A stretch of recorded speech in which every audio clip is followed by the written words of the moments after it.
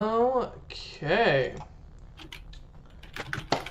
Hello, everyone. Welcome, one and all. I think the title for tonight's stream is very appropriate for the first portion of our stream that we have prepped for the night. Last time we left off with the Enders group, it was a real mindfuck, one could say. That's just for you, Chaston. The party decided to head towards an ancient abandoned city that was known well and truly wide by all my players to be a CR20 plus area. Heading there, the party unfortunately ended up interacting with what is called a Mind Flare Dragon. A rather large dragon that is considered a legendary creature that pretty much would have wiped them out almost completely. And when they finally had the chance to run, before the creature sprung into action, noting that it was the weakest of the creatures, of the big creatures in this stronghold, as it only controlled the surface portion of the city, the party started to kind of realize what was going on, decided to retreat, realizing it was probably smarter to run rather than stick around. Wise decision, as they would find out. Unfortunately, Bardris, who is now known as Dwarf, and the infamous Tilcat, who didn't even have a mount of his own, decided to tease the creature and taunt it. Dumbass. Both of them, yes.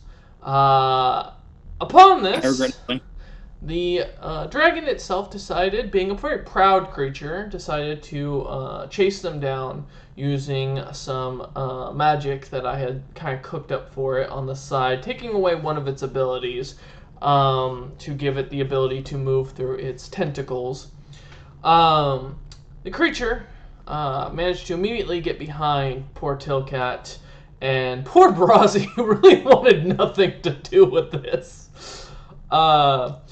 And not only capturing Brazi Tilcat in its mouth, but also managing to crush the group mascot, truly, Val, Brazi's spider mount.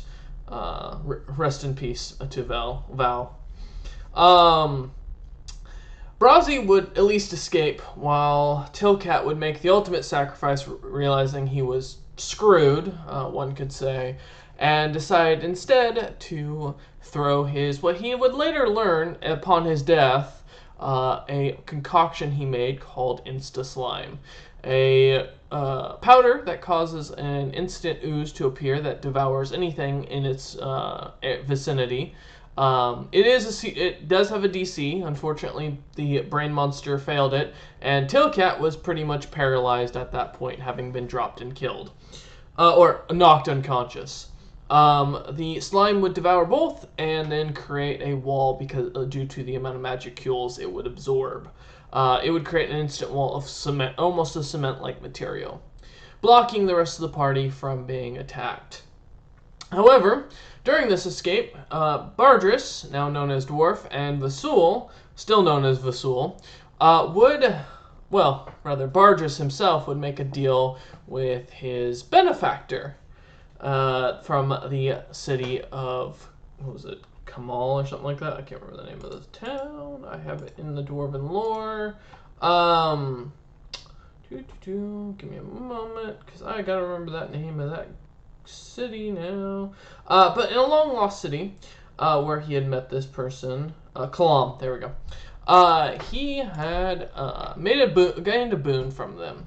So by using that boon, instead of taking on a task that he did not feel he could be ready for, he chose instead to give up his name to this creature or god or demon, in exchange that his party be teleported away. Unfortunately, who Bardris considered his party was up for debate, as anything is when you ask a powerful being for a boon, or you cash in your boon. And due to this, Bardris, who would later take on the name of Dwarf, would teleport with only Vasul, leaving Brazi behind and underneath, who would immediately go invisible, or go into his ring and go invisible with his imp flying away. Vasul and Dwarf would continue their journey over the next 5 months, heading to the Isle of Man, realizing that the New World is rather dangerous and not worth their while currently at their current situation. Dwarf setting out with a new goal of either gaining a new name or reestablishing himself. One can only wonder. Vasul is Vasul, and to be honest, we still don't know his goal in life, besides killing Yuan Ti. Tilcat being slain, Cameron would roll up a new character, who we will introduce later. But firstly, as Brazi would retreat, heading through Gebesoro, one of the warrior caste town, he would then pass through Thramgallen and then head towards Scottmish, where he would contact his head of his spy network, a man he is contracted with now. Upon contacting this person, said person would spend their time investigating a character of uniqueness, one of the 3 unofficial lords of Scottmish, Bara Elg, a dwarven woman known for her long blonde hair, her green eyes, her abnormally dark skin, and her very light stubble. She runs the main drug cartels of the city. She's also a very powerful alchemist in her own right. Caspian, instead of taking on the plan that Brazi would recommend, would instead infiltrate through the use of one of the guards that he would capture and kill. He would impersonate the man after interrogating him for hours to learn everything about the man that he could, and then spend his time for the next week infiltrating and investigating the entirety of the clan's stronghold. For those wondering what the name of this clan is, I've just got to pull up the name, because otherwise it becomes pointless. It's under my military. Yes. So the Worms, as they're called. Caspian would spend his time there investigating, finding that one of the very few areas that was trap-free as well as not guarded was the pipes that ran through the house to heat the house. Had a vent on the outside where no one of decent size or of average size could fit into it. Maybe a small child, but it would be too tight of a squeeze to notice. However, this vent would eventually lead out also into the main room of Bara Elg's. You could call it a throne room, but more of an office, if you will. These pipes are known to be extraordinarily hot. So, Brazi here, as we will start off with, please do me 2 things. Firstly, give me a stealth check for your imp, because I assume you'll be having your imp carry you in, as this is a very tight hole to get into.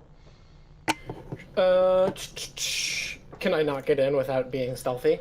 You're gonna have to be miniature, basically, to get in. That's the main issue. You can't get... These pipes are too tightly wound for someone of your size to get in. Got it. So my imp needs to roll stealth then? Yes. Alright. I will say with advantage, because you do know the layout of how the pipes work. Alright, but I won't be using my stats then. That's correct. Okay. Well, that's a 20. Alright, that works. That's fine. I don't need to... No, 20 passes the DC. As you go into your ring, after having gotten to the stronghold, to be honest, the stronghold isn't very well guarded on the exterior. Most people don't expect someone to invade through the pipes, it would take a small child. And there are no races in Crimea that could fit in there naturally at full grown. So as you go into your ring and your imp begins to carry you, I assume as it is invisible. Invisible, and I'm going to be seeing through its eyes, giving it orders, all that jazz. Okay. So as you go through, you can hear Duragar walking, and I do say Duragar, these are not Vidan, these are Grey Dwarves, walking throughout, marching. You do know for a fact that Caspian did inform you that Bara Elg, although he couldn't get close enough to meet her personally, she is a mountain dwarf. She is not a Duragar. But she does surround herself with Duragar. Due to their poison resistance, they make very good scientists, as we'll call them, chemists, if you will. As you head through, it takes you about half an hour of kind of moving your way in and out of these pipes, avoiding the hot water. Your imp does start to sweat slightly from the heat. Finally, you come to the vent opening. You do realize that you'll have to open or pop open the vent itself, as it seems to be this little piece of iron with grates in it. And inside, you can see Bara Eld working away at her paperwork on this rather large oak desk. She seems to be sitting there at about roughly 5 feet from what you can tell. She's a thinner dwarf, definitely. Yes? How late is it right now? This is evening, so from what you can tell, of course you can't look at your watch while you're in the ring. But last you remember, it was roughly about 7-ish at night. And she is sitting there while her panther lays at her feet, and you can see its tail swish from right to left. Give me a perception check to see if you can notice anything on her. Alright, give me a second. Perception. I don't have that great of a perception, but let's see. That's a 6. My passive perception is a 10, so Okay. it'll be a 10. You can see she is carrying her club. It is at her belt loop. She is carrying what looks to be, or she is wearing a breastplate and like full armor. She has a shield on her back. She seems to have a bunch of bottles all around her waist that seem to have different colored liquids in them. And then lastly, she has an iron horn strapped onto her chest. Alright. Well, you said it's 7 right now? Yes. Do I know when she goes to sleep? You do not. No one knows that. No one knows that. Yes. She, none of her guards seem to know this information. But what Caspian explains of her personality, she's overly cautious to the point of paranoia. Huh. Alright. Well, if I don't know when she's gonna go to sleep, and I can assume she's just not going to go to sleep. Yeah, alright. Let's roll initiative. Okay. Alright, that's fine. Go ahead and roll for me. I will roll her. That's a 21. Okay, well, you did get above hers, even with a +6. Awesome. Let me go ahead and start that. So I get my surprise round, and I get to go You first. do not get surprise, as she Why has the feat alert. Because she is a paranoid person. Understood. So no, you only get to go first as you are in that vent. As soon as you do come out, she will notice you. Got it. Okay. Or she'll notice the vent opening, I should say, rather. Right. Okay. Well, as soon as I get out, I will be cast. Of course, I'm going to be like stealth first, obviously. Like I'm getting out stealthed, right? Okay. First, give me a strength check for your imp to push open this vent. I don't know if how strong is my? Not very. Better hope you can open this vent. Because otherwise, you're gonna have to pop out, and that will be technically considered an action or movement. 14. All right, you manage to you hear your imp kind of struggling a bit as he shoves, and the thing, you can hear it grating against the sides as it pushes open, and she's looking down, just confused at what's going on. All right, you do get into the room. Stealth? You can roll stealth when you pop out of the ring, but Will that take an action? Yes. Okay. Alrighty. If that's the case, then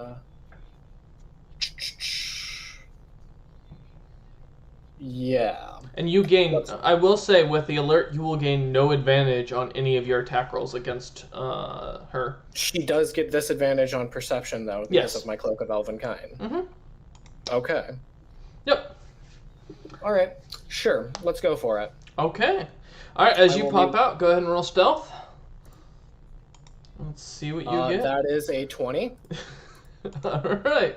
That is higher than her passive perception. So as soon as you pop out of the ring, she sees you for a second, and you immediately disappear once more. And since I'm not using my movement, I'm going to be casting Spike Growth. Okay. All right. So Alright. there is now a 20 by 20 area, Which is right her where entire she office. is. Yeah, 20 by 20 area, right where she is. Okay. Like a 20-foot. A 20-foot circle around her center. So that's the entire office, yeah. Okay. Because it's a 20 by 20 room, yeah. Oh, okay. This isn't a very big office, it's just an office. Alright, so yeah, as your vines start popping out and they spike out. Yep. Is that difficult terrain, or is that... Yes, that is difficult. That is difficult terrain. Okay, and does that do any damage, or is there a save? When she moves, she does, in fact, take damage. Okay. Also, the transformation of the ground is camouflaged to look natural. Any creature that can't see the area at the time the spell is cast must make a wisdom Well, she perception can't check. see the area, so... Alright. So she's gonna notice. Okay. As Just her gotta- office just- suddenly is spiky. Yeah, no, that's pretty... There you go. Okay. Just gotta make sure. Okay. All right.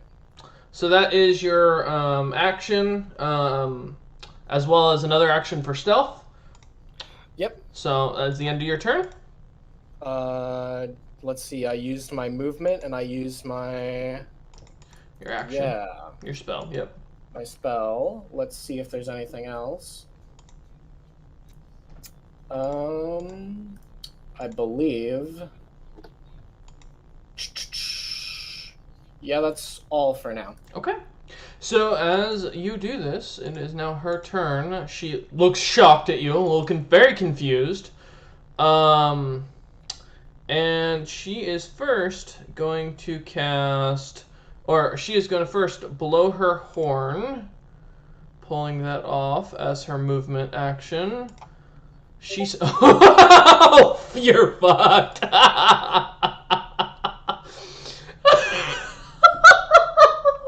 Alright, well that's 18 berserkers that appear in the room now. Give me a moment to add all those. Ooga chunga, ooga, ooga, ooga chunga. How do you like gangbangs? I'm curious. 18 berserkers, DM. Yes, you heard me correctly. 2, 3, 4, 5, 6. Actually, you know what? Here, I'll do them in this. Gotta love the Horn of Valhalla. Yeah, I told you it was an iron horn. I did mention that. I love that item so much. Oh, that's the last item, the fucking my rabbit monk had. He had a Valhalla horn. Yo, this is amazing, to be honest with you. I'm literally Yeah. I'm having a ball. It's about to get even worse. So that's 18. Okay, so that is her movement action, just to make it very clear so we keep track. And her second action, she is going to go ahead and drink her potion. Where is it? I just want to see if I can find it to make sure I am correct in this. Oh, nope, that's the wrong thing. Okay. No, she is going to go ahead and then cast Summon Celestial, and into the room. And so let me add that to her summon list, so that way we keep track. These will all be going right after her. Let's see if I can find it, because I can't spell for shit today. Let's see. Am I really not spelling that right, or is that really just that fucking... Alright, well, that works. Alright. So, the Celestial's going to go first on her turn, and it is going to immediately make a ranged attack with its Radiant Bow. It sees me? Yes, because it has... Oh, wait, no. Sorry. My apologies. Because it does not have True Sight. I thought it did. So let me roll to see if it can see you for its... It has disadvantage on perception. Yes, let me find its perception. Perception is what? Wisdom-based. Okay. So it has a +2. Okay. because it doesn't have anything else. So, disadvantage, you said? Disadvantage. Okay, so, and you rolled a 20. So, yeah, it does not see you. So, if it cannot see you, then, let me see, it is going to go ahead and hold its action. Okay. The Berserkers, oh god, this is going to take me a while to roll, because in their great wisdom, have to get a 20 to be able to see you. Oh lordy, and they have a +0 to this, so let's roll this 20 times. You know what, I'm just going to do /R, or 18 times, so 17. 1d20, or 17d20. They also get it at disadvantage. Lovely, lovely. Alright, so, well, none of them succeed, so I'm not going to worry about that. Because none of them hit that 20. Okay, and so they will go ahead, and I don't think they have... No, they have nothing specific about them. Alright, lastly, the Panther is going to go ahead and roll.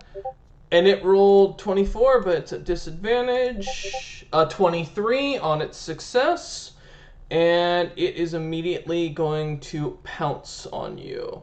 Because you are within 20 feet. Please make a strength saving throw. Strength saving throw? Correct. That's an 18. Okay, you are not knocked prone, but you are now visible to the rest of the group. So, as the Panther has identified where you are, and since the others held their actions after not being able to perceive you, they are going to now charge at you. Which means they are difficult terrain, which means their movement is halved, and you are... They take 2d4 every 5 feet of movement they make, by the way. Okay, so does so that also 15? apply to the Panther? The Panther jumped, no. But the Berserkers are running at you, so we're going to do that. So that's going to be... Oh god, so it's 40d4. Okay, give me a minute to roll that in here. 40d4. Because they're all going to be coming at you. So in total, that's 98 split amongst 18. I don't have a calculator. Give me a sec. 98 divided by 18. That is 5 damage per 1, which is actually pretty impressive.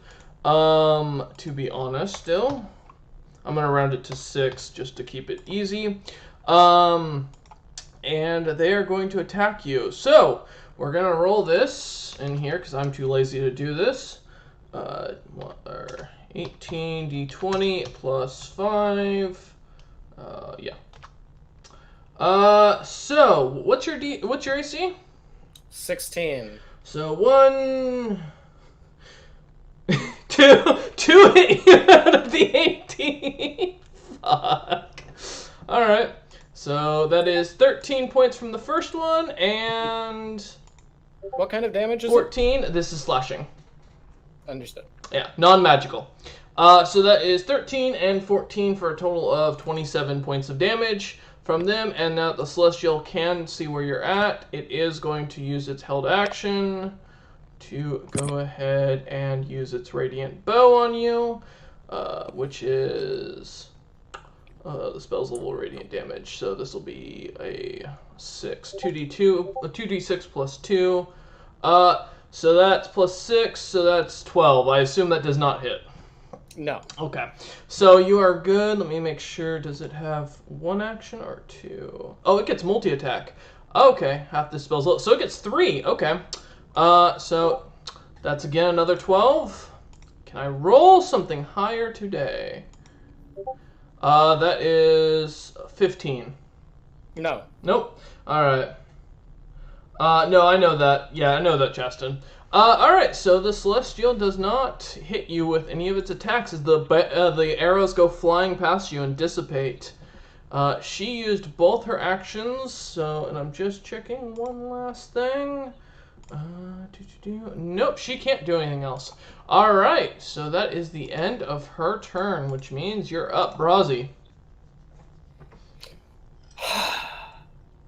First off, what the actual fuck? That's the I only did thing tell you this woman was paranoid. You did say that she was paranoid, but you also said she was very, very much not that strong. She isn't. when we She- first She's talked not. about it. Individually, She doesn't have a she's horn. really shit.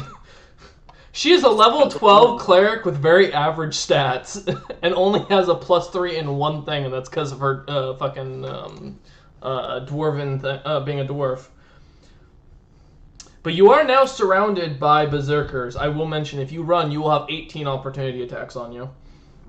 She's not strong. She is just prepared for an idiot to come charging at her. Also, So- she's still not even given her trump card yet. Go ahead. So where is she right now? She's about 15 feet in front of you. Where is the Celestial? Right beside her. Floating. Right beside her. Yeah. Okay. It does. Where are the Berserkers Surrounding you. and the Panther? The panther is also next to you. Got it. Understood. All right. So.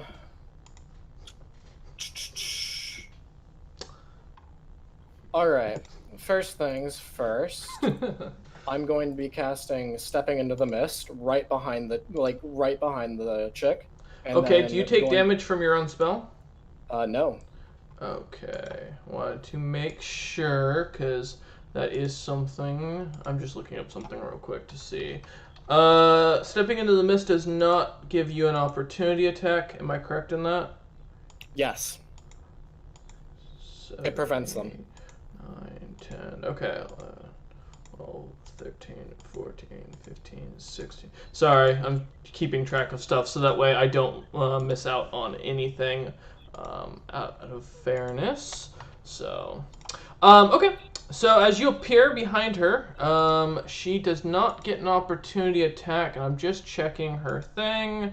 She doesn't have a reaction to that, so you are good. And neither does her Celestial. Alright, so you are behind her.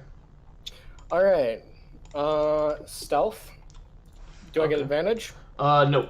You are Right. easily seen by many eyes in the room, so you will be rolling normal stealth.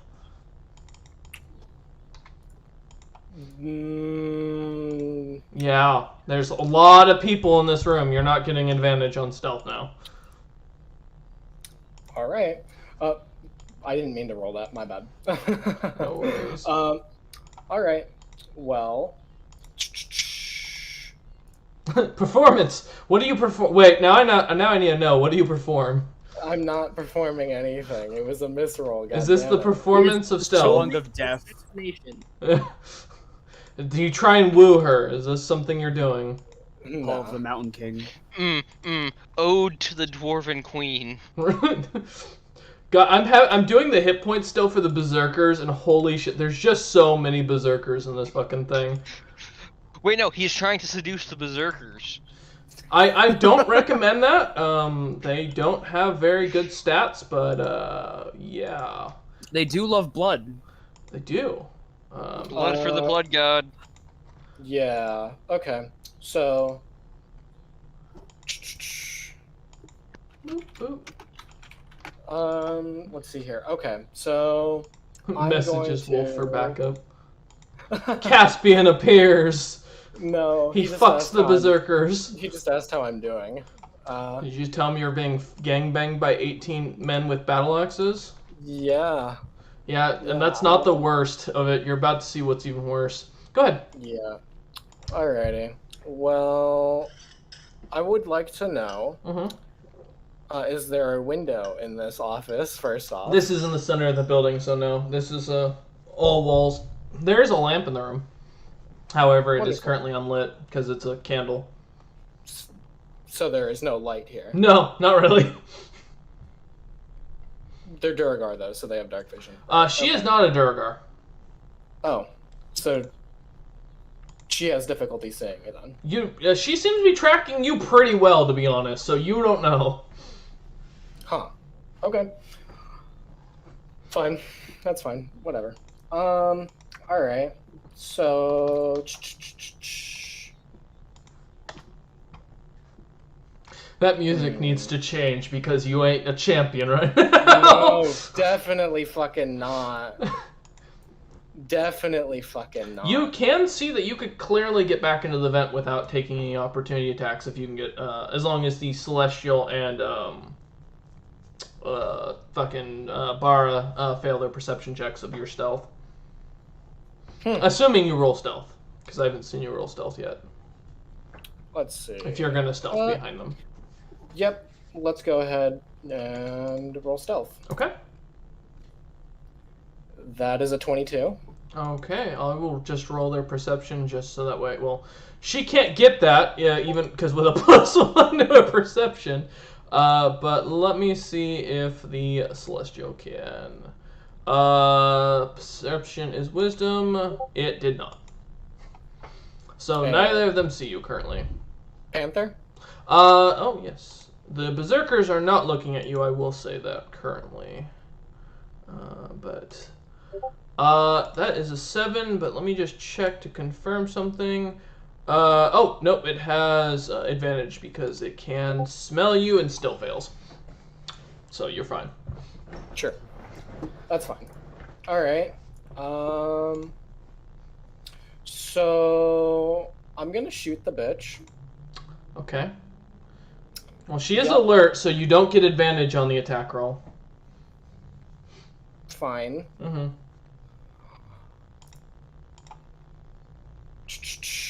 Does a 13 hit? A 13 does not hit, as you just bounce off, or the bullets just bounce, what are you using, your crossbow?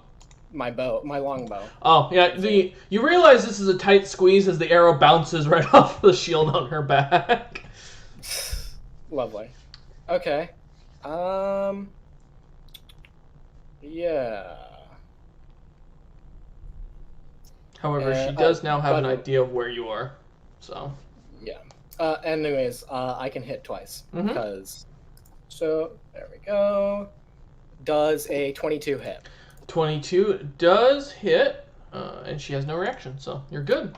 Alright, so she takes 10 piercing damage. Okay. Along with, let's see here. Don't forget your Eldritch Blast thing, because that was part of your arrow. Yep, she takes 7 of the Eldritch Blast damage. She moves 15 feet forward, meaning she takes, what is 15 divided by, what was it? She takes 2d4 every 5 feet. So roll 8d4. 64. Oh yeah, 64. 64, yeah. Okay, 64. 7, or no, okay. 64, that's 16 damage, and then she moves 15 feet closer to me. I choose the well, she's right in front of you, so... Yeah, I can move her slightly away from me, so I'm going to be positioning her slightly away from me. How many around feet? 5. Okay, 5 around feet? like 5 feet away from me. Yeah. Okay. So she takes another 64. Well, if you're moving her only 5 feet... No, she's moving 15 feet away. She's just moving 5 feet away from me. So she gets pushed back 15 feet. She comes 15 feet towards me in the direction, like... I'm gonna say you can't pull her towards you. No, I very much can because of my Eldritch Invocation that allows me to pull people. Well, isn't that an action in its own thing? Doesn't it? No, that is not. Let me see. What is it? You said your Eldritch what? Invocation. Let me find it on your thing. Because I'm not seeing your Eldritch Invocation on here. Is that one of your... That's probably in your feats and trades for class feats. If you push her 15 away and then you pull her 15 and you leave 5 space, wouldn't it be only pulling her back 10? That is correct. Yeah, so you can either... So, if that's the case, then yeah, you can either use Repelling Blast or Grasp. Because you're using the Repelling Blast or the Grasp of Hadar, And you right? can only move them 10 feet. I have Crusher. Yeah, the Crusher thing does stack with it. But yeah, you can only push them away or bring them towards you in one action. You can't do both in the same action. No. No, it just gives you... It does not say that you can use both in the same action, and I'm going to rule that you can't, because that makes no sense that you'd be able to use both in the same action. So if you hit her again and you want to pull her in 10 feet towards you, sure, but not in the same turn. Not the same attack. Yep. So, I respect your ruling. probably smart. All right. So what's going to happen is I'm going to hit them again. You used your one attack action, and then you have your second for moving, for giving up your And movement. then I have my second because I have 2 Eldritch Blast, and due to the fact that I shoot 2 Eldritch Blast, I will be shooting 2 arrows. Oh, you do have to. Okay, that's fair. Yeah, I'll accept that. Okay. Nat 20, 27. That hits. Go ahead and try and confirm. Ah, 19. It does not. All right, so you just do double the dice rolls if you want, or you can take double the damage. You have to choose before you roll.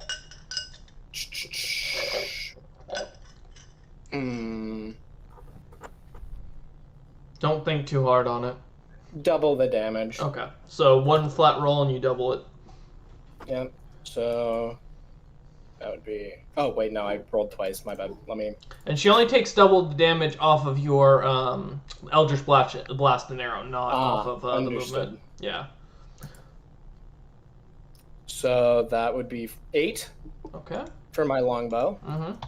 and then. So it's 16 in Oh, total. by the way, if it's double damage only on the Eldritch Blast, then I'm just going to be. No, it's on both the Eldritch Blast and the Arrow, just not the movement. Oh, I thought you meant. Okay, No. my apologies. Okay, Mhm.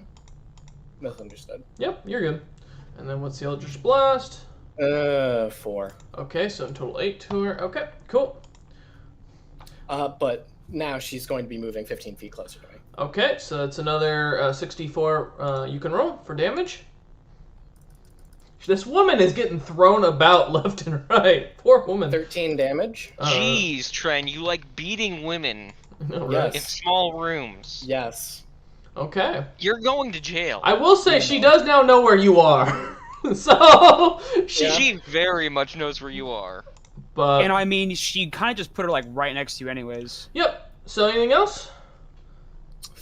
Let's see. Use my bonus action. Mhm. Use my movement. Use my spell.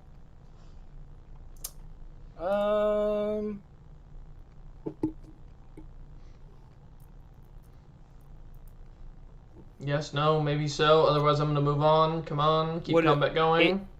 If he moves away, wouldn't that technically be opportunity attack or not really? Yeah, it would, but that's not what he's planning to do. I've kind of grasped what he's thinking. Yes, no, or I'm gonna move on. I don't have anything else I can. All do. right, she is up. Wait. What?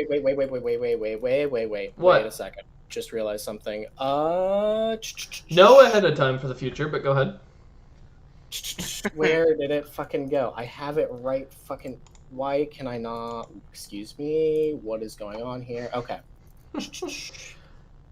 5, 4, 3, 2. Elven accuracy. Okay. Let me. What about it?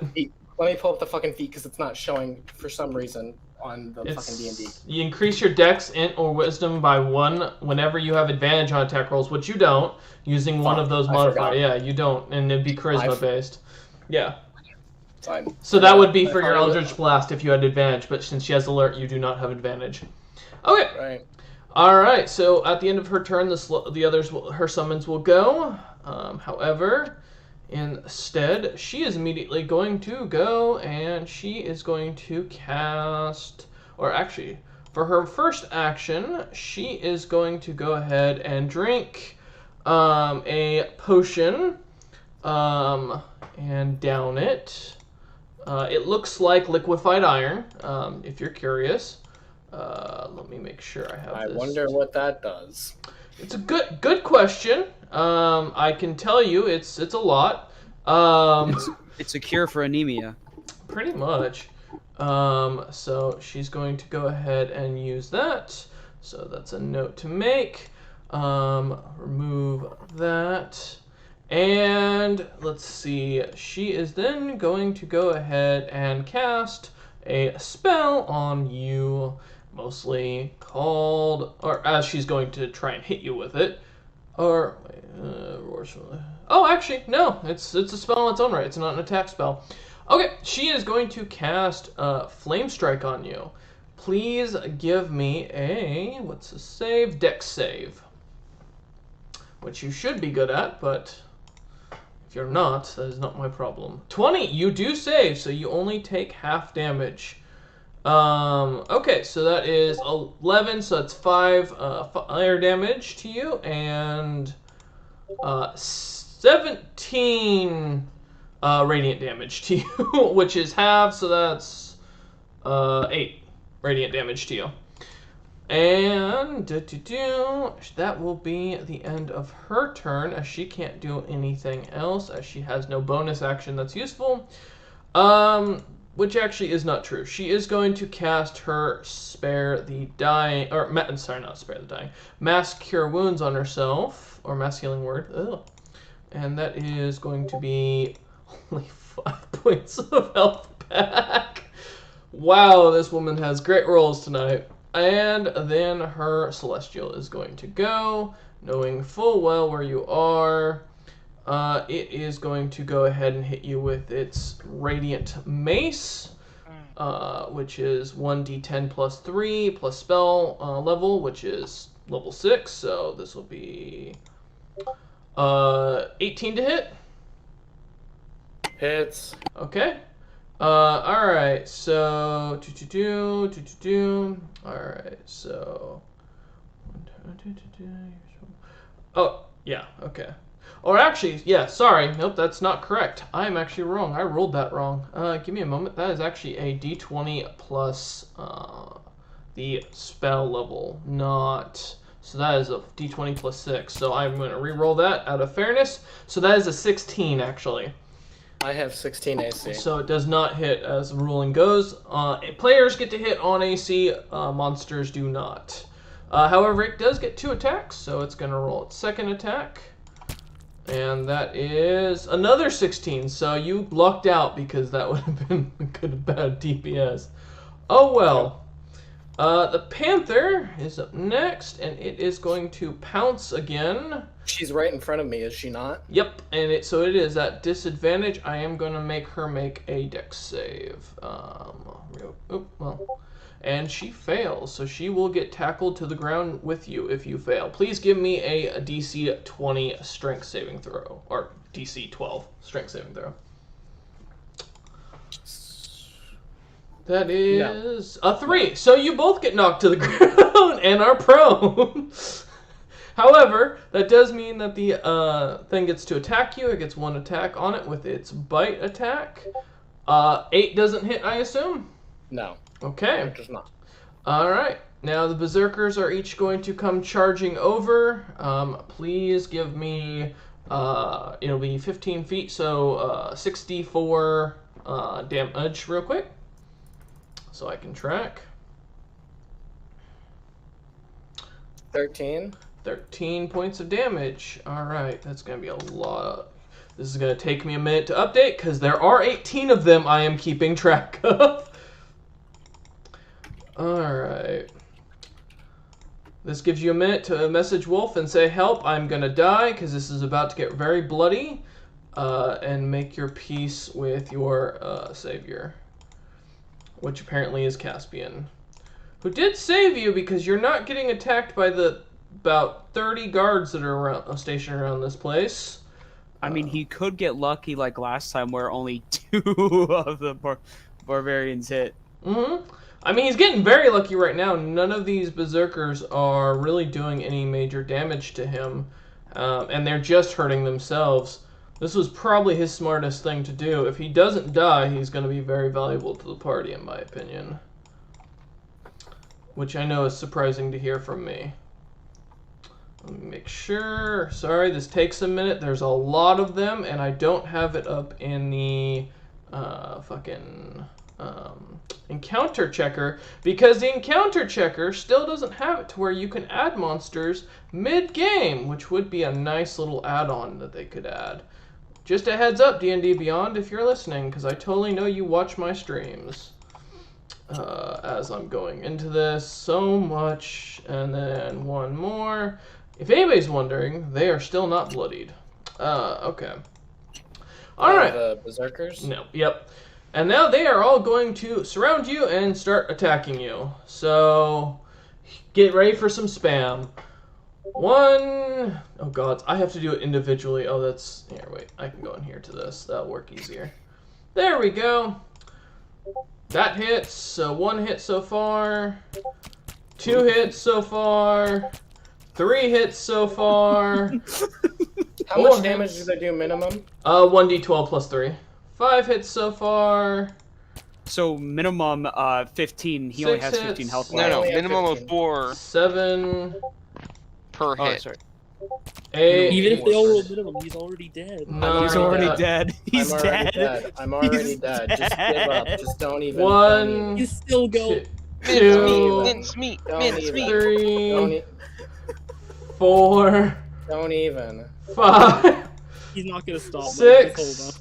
You know he's not. 7. And 8. So that is a total of... Let me go up here to do the damage. So, so that's 7, 21, 25, 31, 38, 40, 45. 45, yeah, 50, 59. Yep, there you go. And 64. 64 points of damage. I You have got killed with 900 HP, so Are you down, Brazzy? yeah. Before she kills you, she will stop, and she is going to look at you, and holding her giant club over your head as the encounter has ended, and she is going to say simply, I am going to give you an opportunity, young Brazzy Rothanol. You have one chance to get out of this alive. Swear fealty to my guild, and I'll let you go free.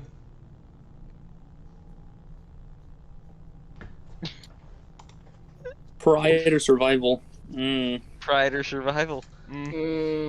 She'll probably figure out a way to make you not able to defy her. Just Yeah. food for thought. Yeah, no, I kind of figured that, so goodbye. She nods and smashes Brazzy's head in with her giant club. You know, he Wolf is in had general. that chance. Yeah, he's he been in had general. that chance to just go into his ring. Hey, she leveled up! Hey, can we get her as a party member? She seems more useful than me. She's a drug lord, so no, she's not leaving.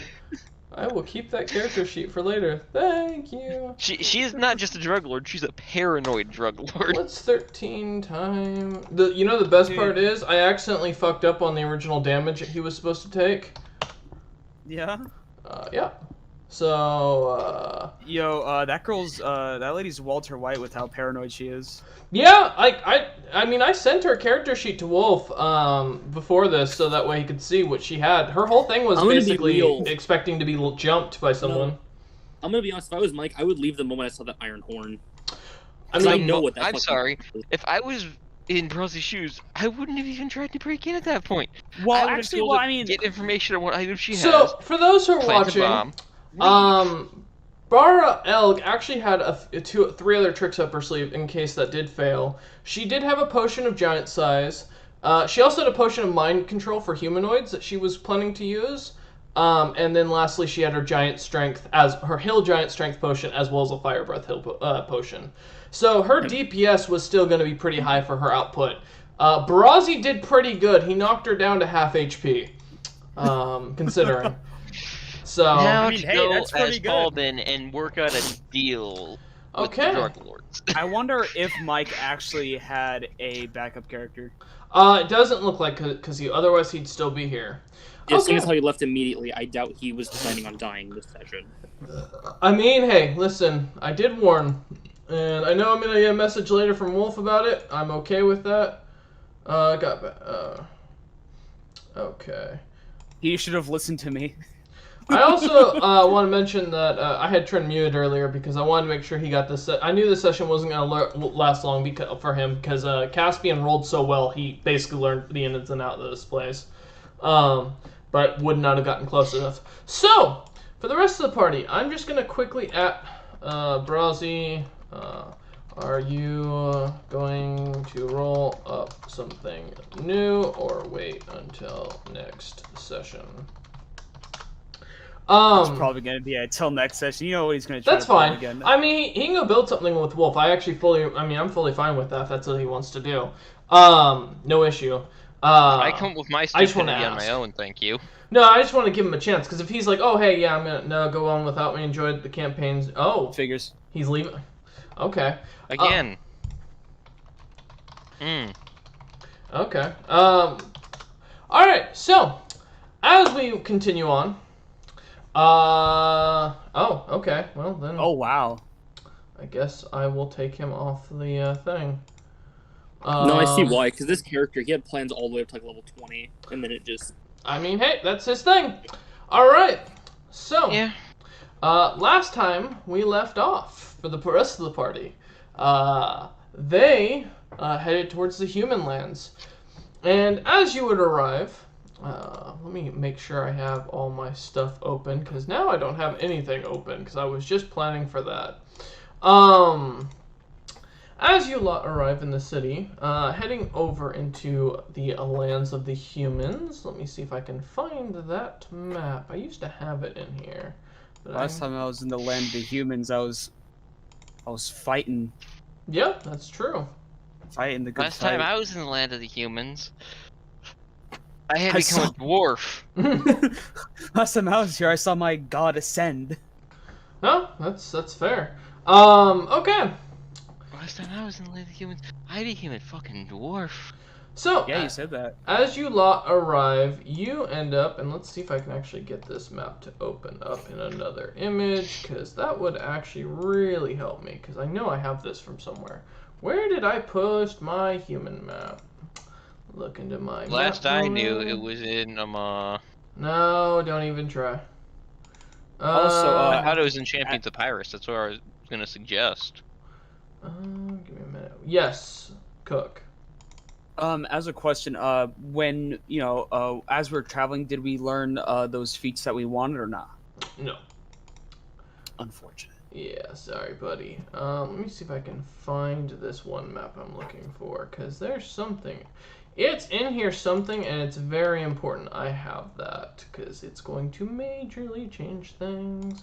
Why is my D&D map not in here when I have it in there? World map, it should be in this, but I may have deleted it. Oh, give me a moment, boys, to find it. It's going to take a second. Because surprisingly enough, I was not prepared. Map remake, was this it? Nope, that was not. Why do I have that in this folder? Okay. Nope, that's something else. I know I have it fucking somewhere. Where did I put this motherfucker? God damn it. It might be in my old maps folder. Let me see. Old maps. Do I have... Yes, okay.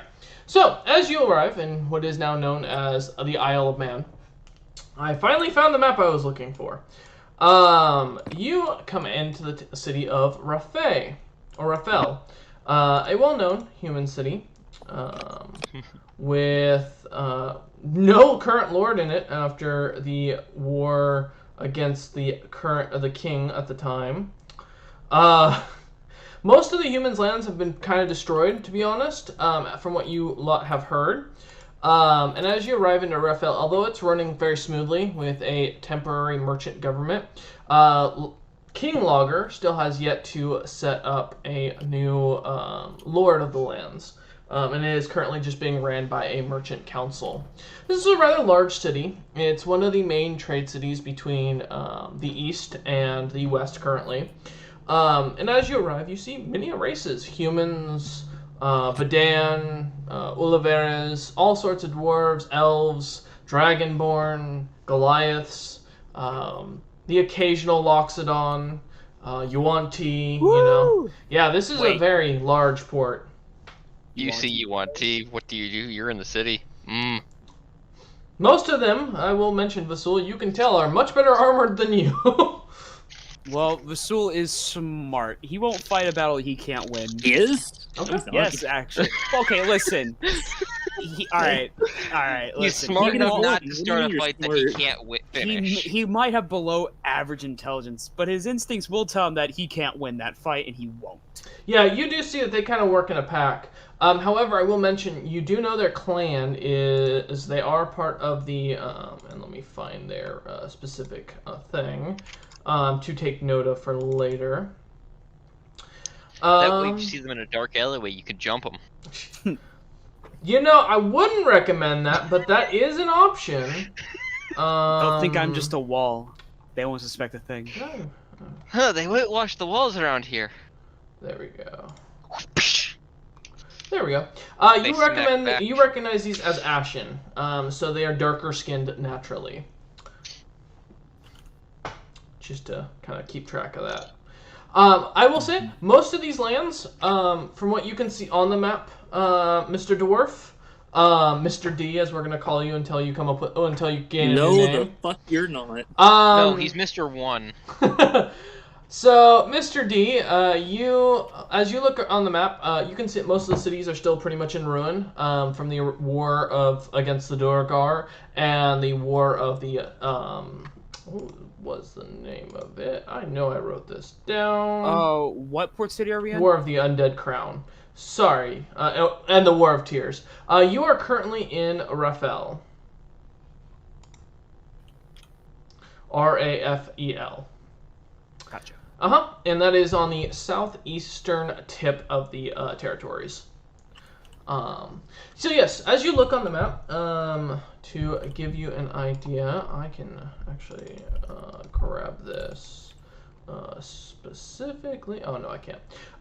You do know that you do see that the other cities that have been slowly being established under burghers and mayors are slowly up and coming. The Crimson City is still completely burnt and destroyed. Gabel, although is still is known to be unlorded, so is the castle of Gundersling. It is also in Gundersling known that that city continues to quake even to this day, so there are still constant earthquakes going on. And then farther north, you'd be heading into the other noble houses of the Black Hand, Nestra, Sermithus, and Naza, as well as Zed. And the city of Adara, still standing, where Logger keeps his throne currently. So, but yes, this is a rather large trade port. You see boats coming in and out. Like I said, many races walking around. You're on a rather large grand port. This isn't what you'd be expecting of a normal traditional wooden port. They actually have designed an iron port itself. The walkways are all made of almost a pure iron itself that has been casted and sunk down into the ground with what looks to be like a brick marking on it to make it a little easier to navigate and walk around, and so it's not so smooth. Okay, well, the Sul's picking where we're going because we're here for things about his god. So. Well, I mean, I don't know where to go. I mean, do I know where to go? I mean... Roll a religion check. Look for your church. If I have one. That's a 5. It's 5. Well, you know that the last time the God of Time was seen as immortal, he was in the city of Adara, next to the rather large and intimidating black ball that's still emanating from the center of town that has been cordoned off. Yes, the Voidwalkers still guard it. Oh yeah, those guys. I was gonna say, I knew Cameron would remember his favorite people to deal with. Freya had a fun time dealing with them. It's good to see a Luxodon or two after this long time. Yeah, you see their gray elephants that are walking around in full armor. They seem to be under guard by the looks of them, but yeah, they are around. So my people aren't all dead. Excellent. That is correct. Time to start an army. So the empire of the Luxodon begins. Oh gods. Dwarf is gonna wander off. Okay. Because Dwarf is looking for a magic weapon shop. Alright, Because Oh. I need a Oh. new replacement sword. okay, give me a perception check.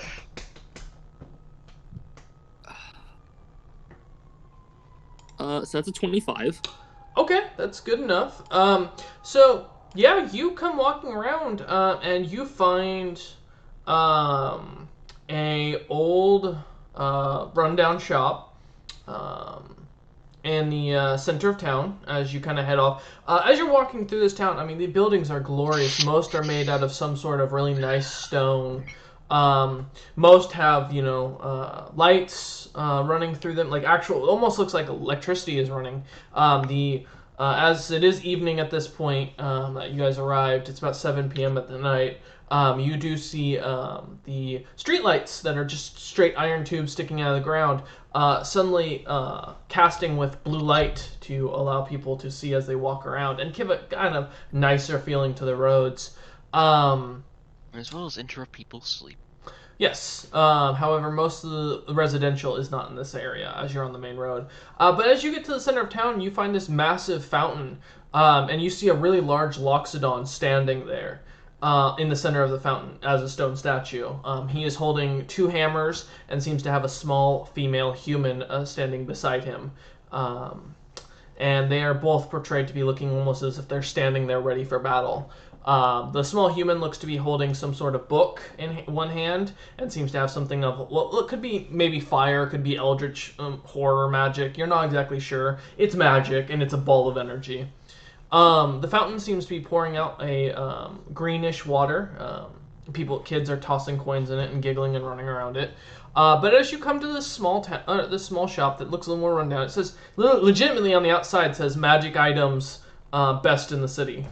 And you see there are 2 guards standing out in front of it. 2 elven guards, in fact. Yes. Before I walk in or anything, I'm just gonna say the rundown shops always have the best stuff. I learned that as Kurgan, where I got my ultimate armor. Yeah. I've learned enough. I assume Vasul, you're following Dwarf. I was gonna ask, are you following? Yeah, sure. And I assume is that statue with the Luxon with 2 hammers my boy Beast of Time? He doesn't have 4 arms, nor does he have the wings. He could be, or it could be just another Loxodon. A resemblance. Are you? There is a placard on the fountain that you could definitely go read. Yeah. Let's I'm hope intrigued. it's in actually Elf. written in Loxodon. No, it I was gonna is say, it's in common, because the humans around here all speak common. So as you get closer, you read, and it says, "Here stands Harouge and oh shit, I forget their fucking name. Did I legit? Wait, I have the character sheet in here. I swear I have this one saved. Maybe. Where's Alice? It was Alice, right? I'm not wrong on that. I think so. Harouge was the one who ascended, right? Yes. From the Beast of Time? I'm just saying. Rouge is the beast, Alice is the girl with him. Was it? No, was it? No, it was female. Was know. it female Canet? Let me look. I'm I just don't know, I don't know checking. anything about that Yeah, party. it was Canet. Canet. Yeah, it was He female changed Canet. gender. That's right. He changed his gender because of the candy. Yeah. So you see, it reads, "Here stands Harouge and Canet." And to give you an idea of what you're looking at for both of them, I'm going to post them into the Discord so you can at least see. Because I know what my god looked like before he ascended. Well, this is actually what Harouge looked like before he ascended. That is kind of badass. Yeah, he was known for carrying 2 hammers, though. And that is what Canet. Canet stands at roughly about 5'6", and looks almost, Amazonian in the build, and carries instead a book and casts magic. As you see Mind these if I two, huh? Go ahead. Go ahead. I was just gonna be like, I'm gonna kneel down and pray to my boy. Oh, okay. It does read here that it says, "Here stands a statue in remembrance of the time warriors, those who stood against the evil of Nazareth, as well, and held off the hordes of Duragar.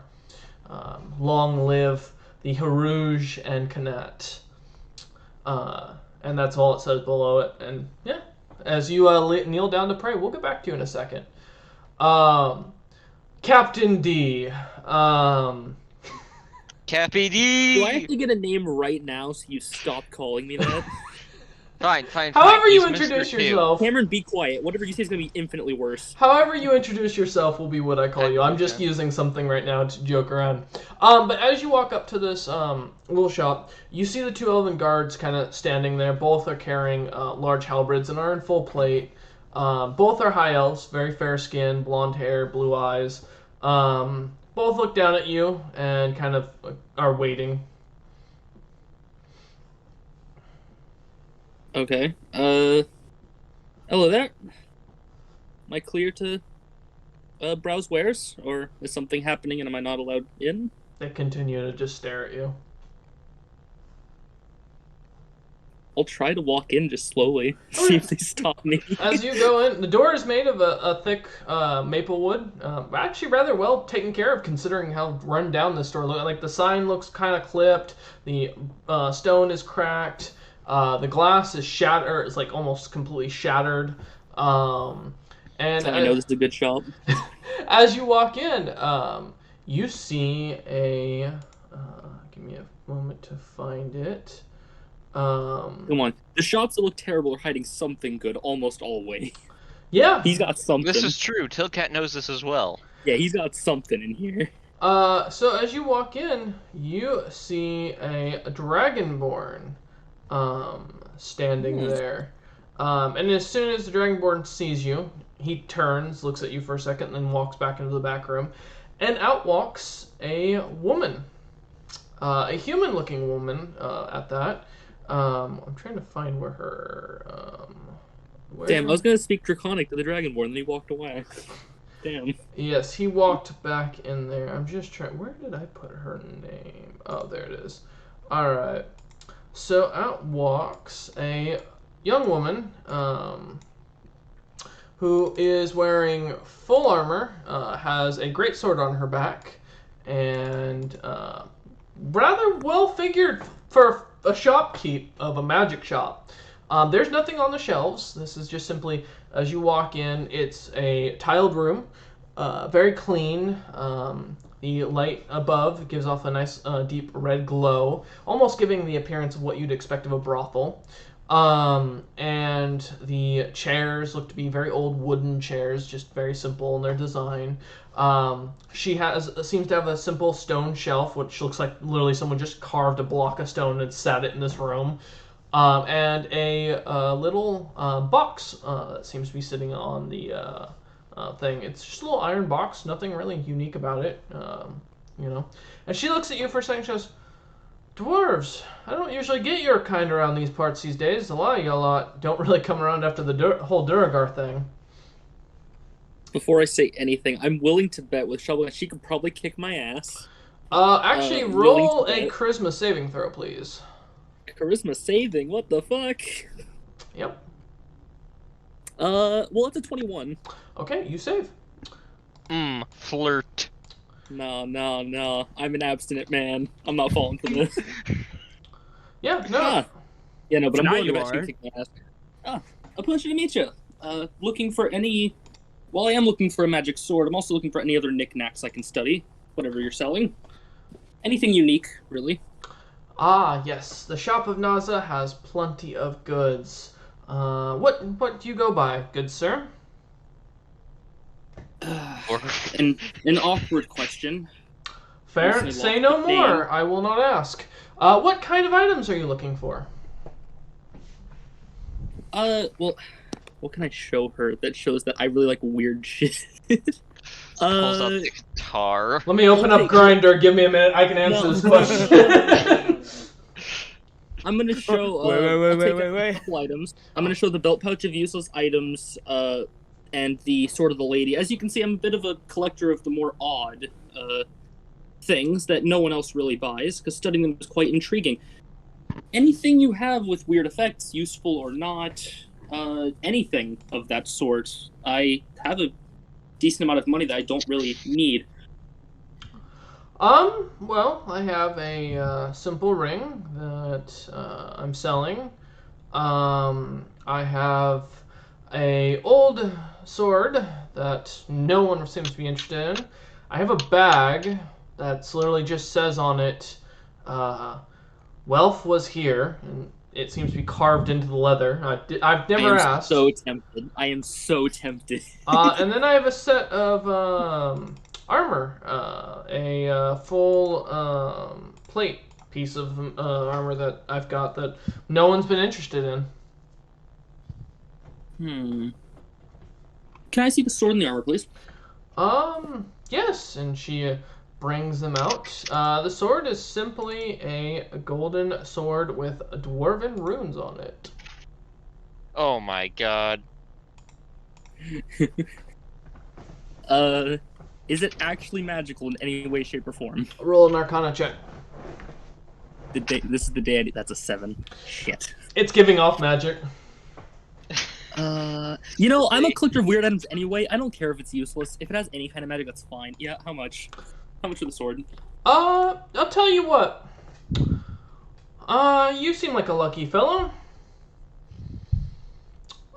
She says, I'll flip a coin for you. If it lands on what you call, it's free. If it doesn't, 1 gold piece. If it's a coin of decisionary, I swear to God. It isn't. Alright. That's fine. I mean, 1 gold is nothing anyway. Go for it. He nods, says, alright. She tosses it in the air. What do you call? Tails. We are flipping, and you are correct, as it lands on tails. And she goes, looks like your lucky day. Why do I feel like something bad's about to happen? And she hands you the sword and says, I will mention it was recovered during that siege, during the War of the Undead, or of the Undead Crown. Oh, I'm 100% sure it's cursed, Hunter. You don't have to tell me. I gained it from a man, a hairy man came through and sold it to me at some point. Alright, that item is now added to your inventory. Dwarf? Okay, and then the armor. Yeah, it looks like armor. It's silver, it's shiny, and it's got gold inlays on it. Oh my god, that sword's what I thought it was. Yes, oh it my is. god. Dear God. I will say it's dormant currently. That's fine. Yeah, I'll be editing it later. Okay, yeah. To give you the different versions. But yeah. Given this item was created before artifacts came out, so I'm gonna be honest, because this person's so nice and gave me that, I'm willing to buy this armor no matter what. Alright, how much for the armor? She looks at you and goes, is that your Loxodon fellow out there? He's my traveling companion, yes. Tell you what, you take the bag off my hands, because I really don't want this damn thing. It's taking up room for a rose I bought. Don't sell me! Don't sell me! And you take the armor. You give the armor to your friend there in honor of his god. Assuming he's worshiping the Loxodon and not the human. He is, but I'll tell you, I don't think he has a set of Loxodon armor he currently wears. I don't think he's gonna be willing to take it off. Well, this armor was worn by the man that he is currently kneeling to out there. As she looks. Well, he'll probably wear it then. I'll buy it. Okay, yeah, I'll take it. Alright, she says, but you must, and she hands you the bag, and you literally see a leather bag. It's a very simple leather bag, and on it just carved into it says, wealth was here. No, it's a wealth item. This is the item I wanted. This is great. Yep, so let me add both items for a moment. Oh, God. Thing is, I don't know when this sword's gonna come in handy, because I know what this sword does. And I don't... Oh, I actually have to make this item later, so I'm actually gonna create... What's the armor or the bag? The bag. So I'm gonna add a custom bag item. of holding. The bag of wealthing. Oh boy, now I have a big decision to make. Give me a moment. Your god's Yeah, armor? do you wear your god's old armor? Do you even think you're worthy of it? Or do you keep wearing your evolving armor? Or do you wear both sets and take advantage of everything? I mean, choice 3 is you go pray at a church to see if your god responds to give you permission. It's true. Yeah. That's option. And then let me see if the other item is still. Oh, there is the other choice of seeing if the god's armor eats your current armor. I was gonna say, then again, I don't think the god cares, seeing as how it's in a rundown shop, just kind of collecting dust. So, okay. however, Hunter, if you wear this armor, I am taking your other armor for myself. Like, I'm gonna study it. Okay. The armor of the White Loxodon? Yeah. I'm also going to If say I'm giving you there's old a chance divine that, armor. that the god's armor eats Okay. Yeah, your Hunter, current armor. I think it's a small trade-off if I give you divine armor, or what your god wore for. your current armor. I'm Alright. gonna have to ask my big boy. You if do now he'd have allow both it. items in your inventory. One of them is a custom item I had to make, though. I will mention that. I will make it later. I have to keep my words about Hunter. I'm so tempted to not give this to you. It's so good. I will say it The auto armor? adjusts to your size, so it won't. It doesn't matter whether it's a. Well, Hunter, if you don't want to wear it, I absolutely will. I don't know what it is. And she just kind of looks at you and goes, I recommend if you're traveling through these lands, there is many cities that are in ruin that would definitely be of interest to you adventurers to go and seek out. She goes, the Crimson City has a lot of lost goods from the war previously amongst the humans during the War of Tears before that. And she looks at you and goes, there's also the cities of Gabel and Gundersling that both have abandoned territories around them, like the Burnt Lands. And yeah, going further north, there's even more. Before I do anything, with how famous this sword is, do I know what it is? No. Most people don't Okay. even know what this item is. Can I roll history to see if I know what it is? Sure. Well, that's unfortunate. That's a 13. That's unfortunate. It's a gold sword. I mean, there's a lot of well-known gold swords. And a lot of them are also dwarvish. Yeah, it's pretty common for dwarvish smiths to make weapons of legend that are magical. Elves are really well known for making items that are non-magical that are really valuable. Because they can't use magic. Well, can't use it in the traditional sense, rather. Okay. And meanwhile, go humans are, talk to- are famous for making the blunderbuss.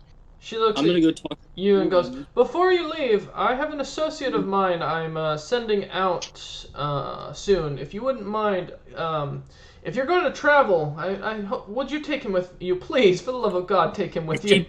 Hold on. Is she begging me to take Falbin with us? Please take him with you. He annoys me. You know what? You gave me good items. I'll take him with us. Thank you. Thank Yeah. the Lord. Thank for the Lord Harouge. She goes, take you. by the way, my name is Naza, if you're ever curious. And she smiles. Well, enjoy Naza's goods in Emporium. I'll tip my helmet and then I'll walk out to go talk to Rasul. Alright. As you walk out, heading towards... Sorry, I'm also closing some stuff that people are sending me. As you walk out, you see Harouge kneeling down. Harouge, while this is all going on, give me a religion check.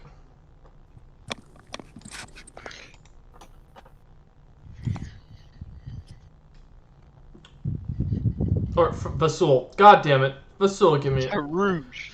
He is the god. Yeah, my brain doesn't I work have today. ascended and joined him.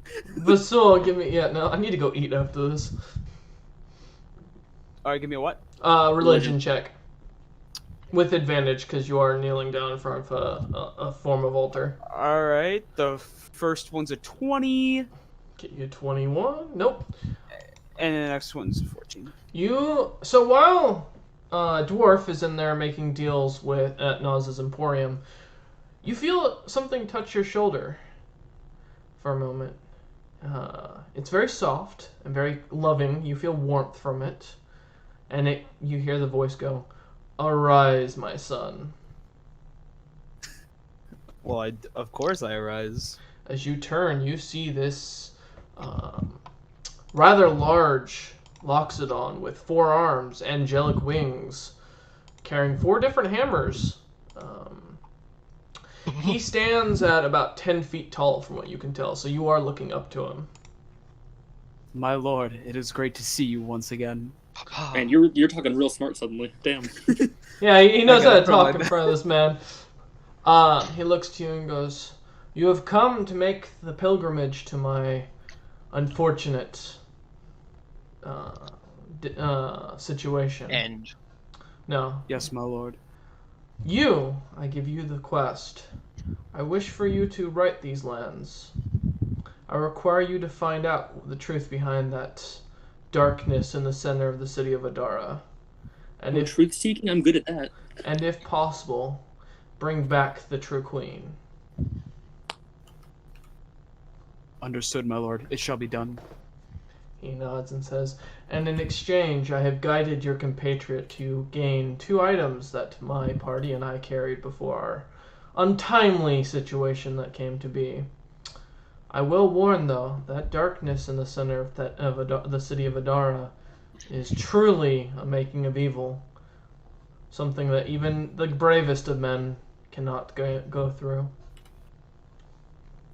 I Seek shall out do it for you. Seek out the one known as Logalthus, and you will have your answers." And he disappears. I don't know if I want to talk to Logalthus. Not at this level, you don't. Man, if I want to go next. Sorry, Hunter, your quest's gonna have to wait. At this level, it's gonna be like walking up to an ant walking up to a lion going, "Hey bro, can I have your lunch?" As you kind of come to Vasul, you're kind of standing there. Suddenly, Dwarf is standing in front of you. Bard, I am- I mean Dwarf. It's good to see you once more. Vasul, I come with an interesting problem for you. So I know you really like your armor, yes? It is a great armor bestowed upon me. Yes. You might have to take it off. Yeah. What do you say? How would you like to wear the armor of your god? Yeet! And I hold up a breastplate, because that's what the item is. Very fancy breastplate, but a breastplate nonetheless. It's what kind of armor is it? It's the a breastplate. So that's a medium, It's correct? medium. I am not worthy for such a treasure. It Alright, belongs in a church of my people. I don't know if your god has churches, does he? Your god does not have a church, no. There's nowhere for you to keep this item. Yet. So I'll be keeping it in a bag. You best do that, my friend. Keep that thing safe. Vasul's voice is suddenly very different, Dwarf. Imposter. You notice he is the only Yes. white Loxodon you've seen in your entire travels. Yeah, this I'm- could be Caspian in disguise.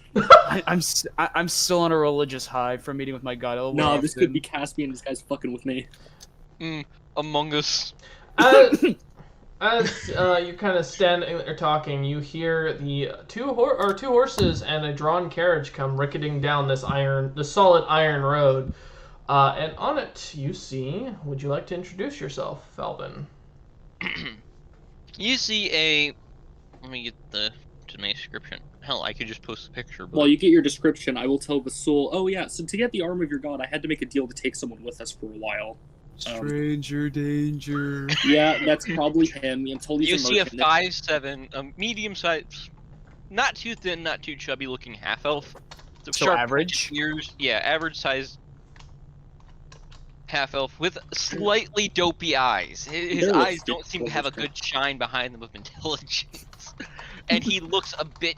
He does not look like he lifts at all. Compared to you two, he would snap like a twig. As I say, with your Also- claw, you probably have a strong chest, and with your arms, you twigs. Yeah, and he looks clumsy too. He's wearing just simple what looks to be merchant's clothes as he pulls up beside you and goes, "Hello,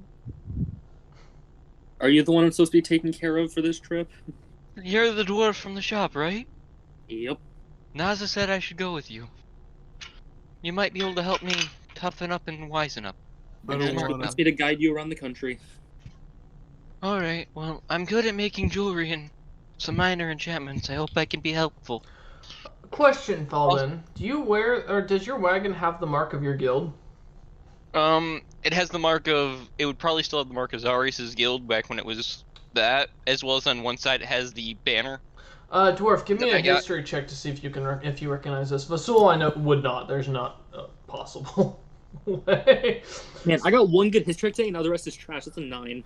Good thing is, this is pretty common in the lands that you come from. Yeah, that's the Black Talons Guild, the really famous banking guild that some of your associates are associated with. But yes, you very much recognize the Black Talon Guild. It has become more notable in the recent year for being really more of a banking guild rather than a trading guild now, with their head location in Dragon's Gate, ran by the Zarius clan, by Zarius himself, who is now the second in command of the clan. You see Falbin get in the back, and you hear shoving of stuff.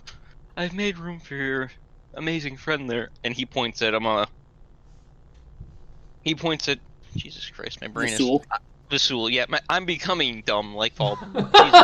I think he became like you. I'm the RP your only guy in this stats. party with decent intelligence. I'm terrified.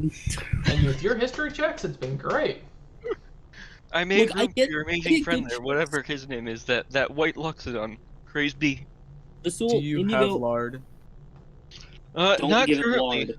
Don't give him lard. Not currently, but I know a good tradesman with it. No, you're not giving him lard. He eats way too much, and then he gets sluggish, and then he's useless in a fight. Vasul did put on a pound, but the traveling took it away. I do also know a great peanut seller. I know that. Oh, that's fucked up. That's stereotyping, you bastard. No. They make good peanut butter cookies. You see the Fuck. Loxodons that are walking by glaring at Falbin.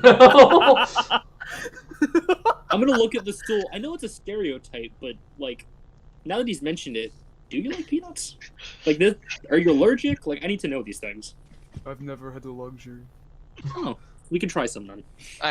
You see Falbin dips back in his bag and dips back in the wagon and pulls out a small bag of peanuts. Here you go. Well, we can try one now. Apology. Vasul, give me a con save if you're gonna eat Yeah, before them. Vasul's allergic. A con save. Oh wait, no, Yeah. that's charisma. Don't pay attention. Don't pay attention to You suddenly have a salt poisoning. All right, Constitution saving I throw. hope your con's better than that. You should take No. the- So it turns out Vasul is allergic to peanuts and starts to puff up almost immediately. I quickly react with. You are down 5 HP. Not permanent, just 5 HP temporarily. I quickly react with a cure wounds. Okay. You're healed that 5 HP. You're healed 6. Oh. I will say, Vasul, it tasted like the best thing you've ever eaten.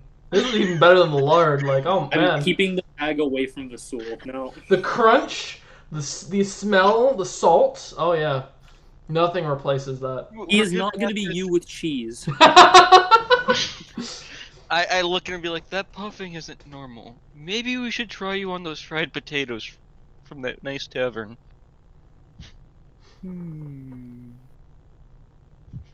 Well, we can Those talk about that on were the way. good. Vasul, where are we off to next? Mm-hmm. We are off to Adara. Oh, okay. The long dead queen.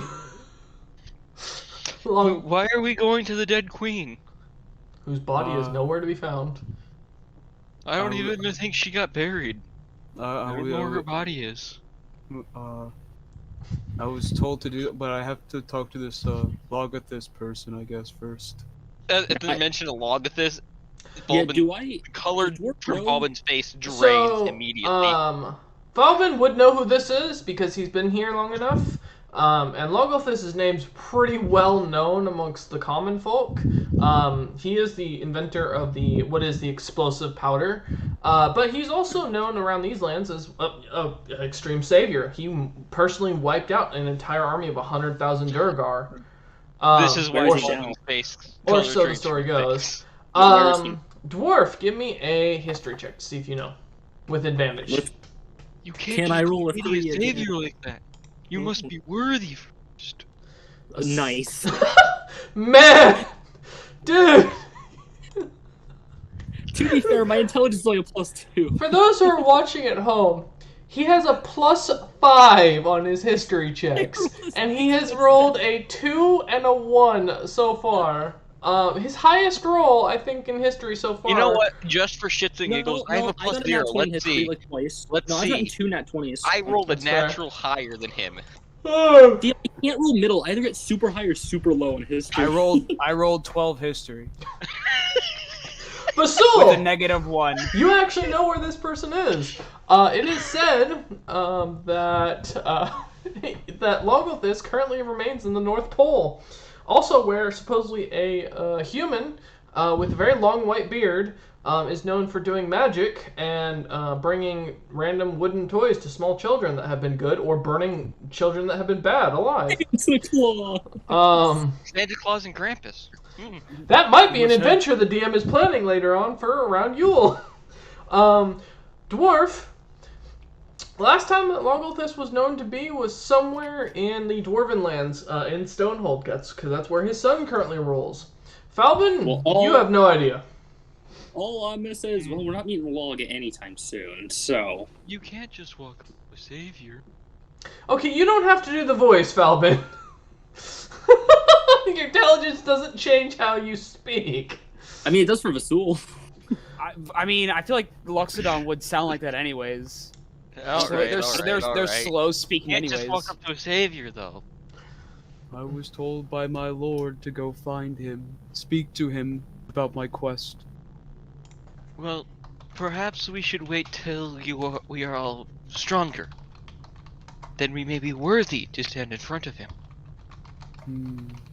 Perhaps And you're not- right. And not literally be crushed by the power that he holds from creating the boom powder and destroying all those dwarves. Oh, you know, good idea, DM. I will make the Mormons in this campaign. Too late. Have you heard of our Lord No, and Savior, the no, Beast of Time? I keep saying that. I'm like, bro. Exactly. We're gonna start the Mormons of the It's like Beast. a Jehovah's Witness situation all over again. Okay. Alright, so first step for Vasul, it's find Logothus and talk to him about Adara and the Queen, right? That is by far not first step. That's a really long, really dangerous trek. He is so far away, it's not even funny.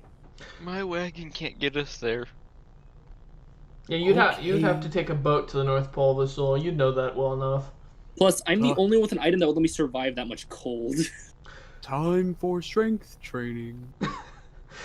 And suddenly we jump over to a cameo of Vasul meditating under a waterfall, while the rest of the party goes and does actual legitimate useful things. And when they show up, they come back to Vasul having gained 1 point in strength, while the rest of the party is now decked out in magic items. That sounds fair to me. Let's go. No. And Falbin tries to get under the waterfall, but get launched away, landing in a tree. Vasul, even with your general intelligence, you would know that that the city of Adara is definitely a good place to start, as that would have been the last known place of the God of Time to have been located. Yeah, that's what I thought I meant when I was like, I gotta go to Adara. When you say go to Adara, so there's a queen known as Adara that Falbin recognized, yes. And so would Dwarf, as it's a pretty known name. And then there's the city of Adara. You know what? I'm gonna roll an intelligence check to see if I can figure out which one he meant. Oh, okay, sure. Please roll like a 3. Please roll like a 3. Come on. I'm hoping for a 1. Alright. 19. How do you have a Dude, minus that's 1 using- to your intel? Okay, I don't care. No, that's what you use your max roll for. This, which means literally nothing. Yeah, you understand that Vasul meant that he meant the city, not the not the girl. You meant the city. Yeah, I can get us there. Nice. God damn it, Vasul. You and your peanut allergy. Go ahead. Climb on in. I hope I'm you on know in and we'll be off. Alright, as you climb in. I'm shoving peanuts down his throat. No. Alright. That's how we'll fight. As you guys head off, you head on the northern road. It takes you about a couple weeks or it'll take you about a week, because you do have to cross past a major river, and a small town, and through a lot of mountains. Awesome. Strength training. In Actually, the small charisma town, training. I look at them and be like, we have to make a stop in the small town. Okay. Every day we're stopped and training my charisma. Every day we're stopping him training for shield mastery. And We every train day him they with stop science and do that, I am studying intelligence, trying to raise it Yeah, up. I'm get not helping smarter. you with this. You're on your own, buddy. Fuck you One man all! I am saying no training. I need charisma for my class. I need this. Good. Figure it out during a larger time skip. So, as you guys head towards this small town, what did you want to stop in to do, Falbin? This town isn't even named. Well, no, I'm just stopping and doing a little magic performance for any children of the town. Not charging anything, just trying to bring a little cheer. Okay. Oh, and I forgot to mention, on Fulbin's hip, as you guys get in the cart, you see a blood red axe.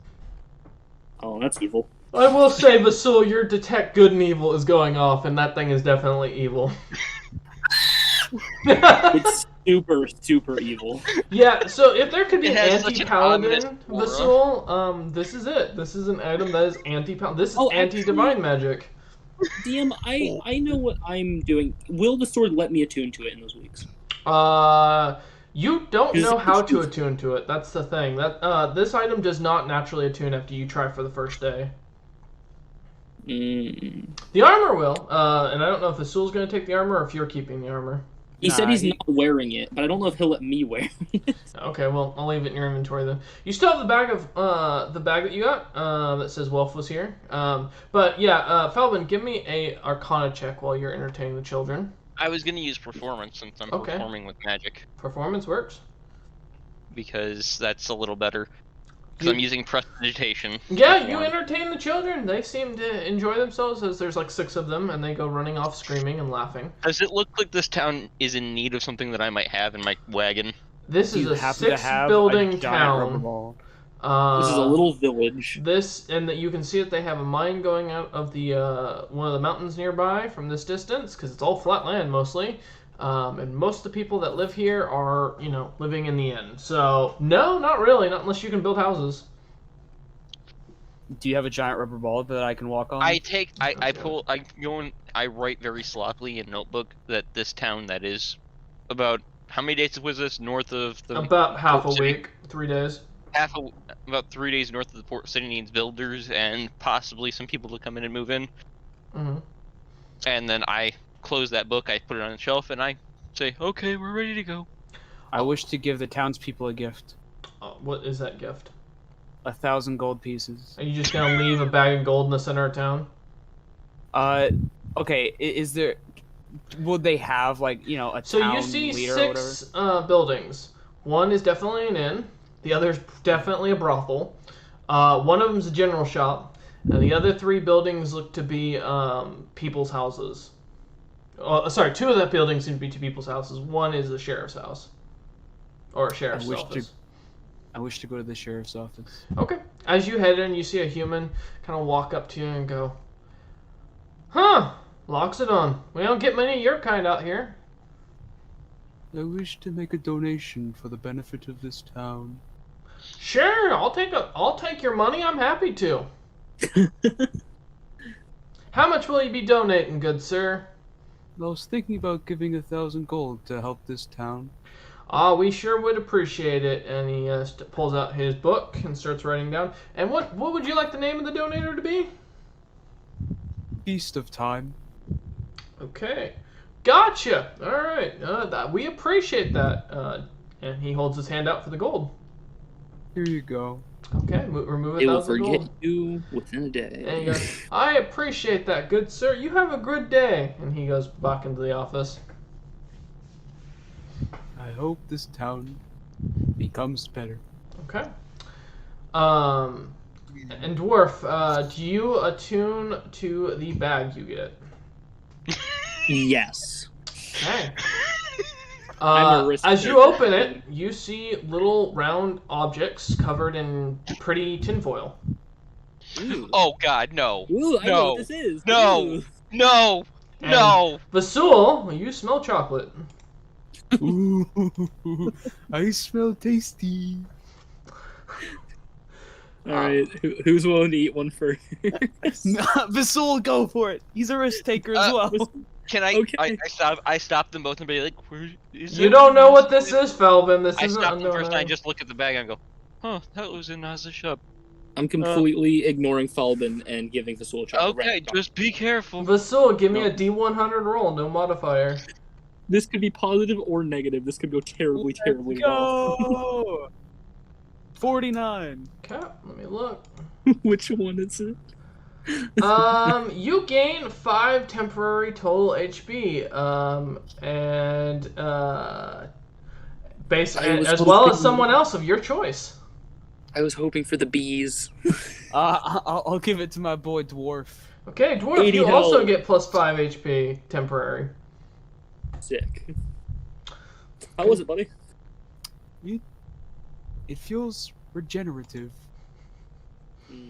I'll store the bag for now. Oh, Keep also, I should probably bring up some of the things I know how to do. I can make fun of people and they sort of look hurt. That is the best explanation of vicious mockery I've ever heard. I love that. I can also summon someone to help me do things, and they work pretty good as a shield, but it takes an hour. I can also identify magical items. I can track people so I can find them and kill them. That's a good skill. I can also paralyze people. Just by beating them mostly.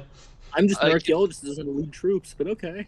I can distort the value of certain objects as well, and I'm very sensitive to detecting things. I can teleport.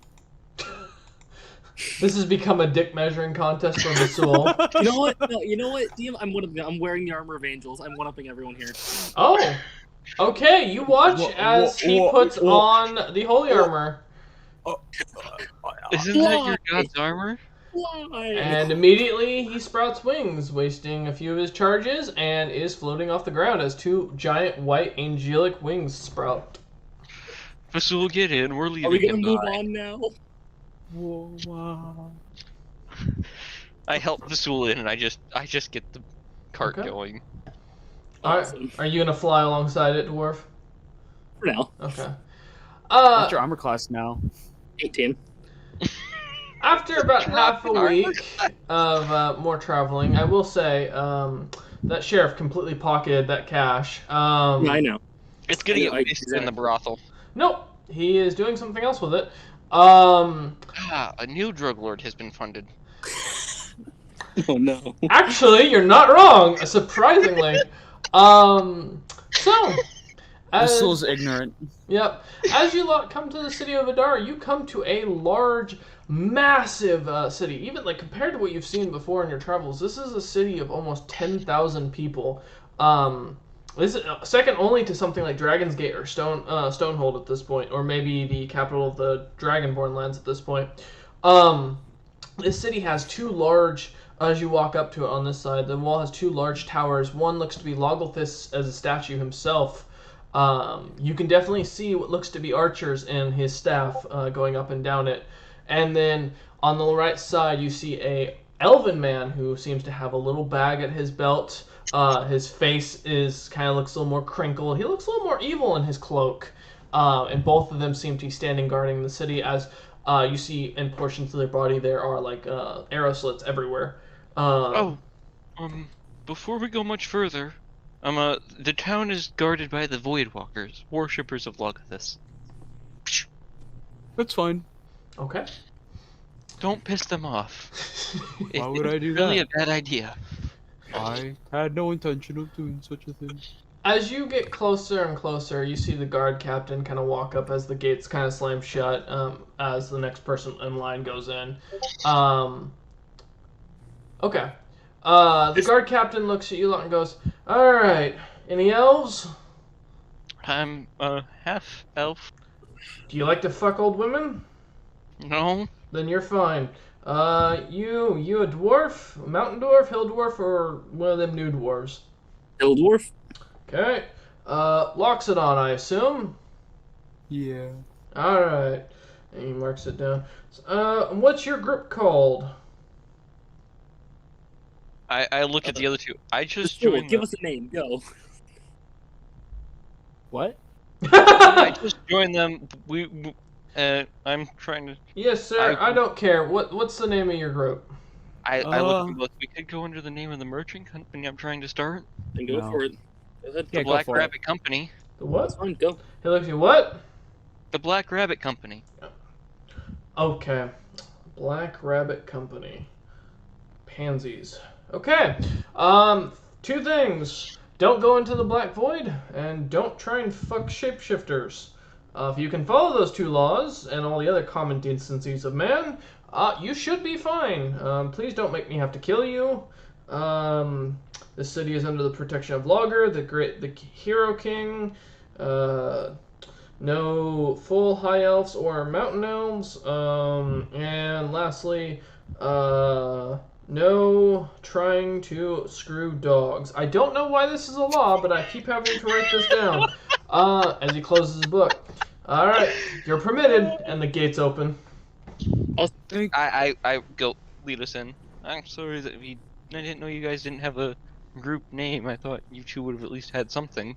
Well, no, we had more people, but people have left over time, so... I mean, we're only a group of 2 now. Still don't know when our other friend's gonna catch up. Truly, we never thought about it before. Well, we'll go under the name of the merchant company I dreamed to start with. You know, right? I have a feeling we maybe should have gone with Enders, just as that's, No, that's fine. That sounds very, like we're gonna end somebody's life. That sounds very dark, Vasul. You might want to rethink that. I don't know, it seems pretty bright to me. Do you really want to be called the end of something? I mean... Yeah, that sounds like Vasul. I pull us up. Do I know any merchants in this city? No, there are not many that aren't in this city that are well known. Or anywhere that would... I will say, accommodate us? Naza did tell you about 2 places she recommended for accommodations. One was the Black Ravens guild, which is a small like brothel kind of guild. They're not a guild per se. They open brothels around different cities, and that's their business. It's the horror union. Yeah, basically, they're unionized. And it's ran by a man who is shaded in mystery. And then there's another one that is known as the King's Head Tavern, which is really well known for having the highest accommodations with the lowest price, as long as you are willing to give a good story to the owner. He usually the joke goes that he'll only charge you a gold piece for a room if you can make him if you can entertain him. I tell both of them these things. We can either go stay with the Horror Union, or go to the King's. And if you two have good stories, go there. The King's Head. Go to the King's Head.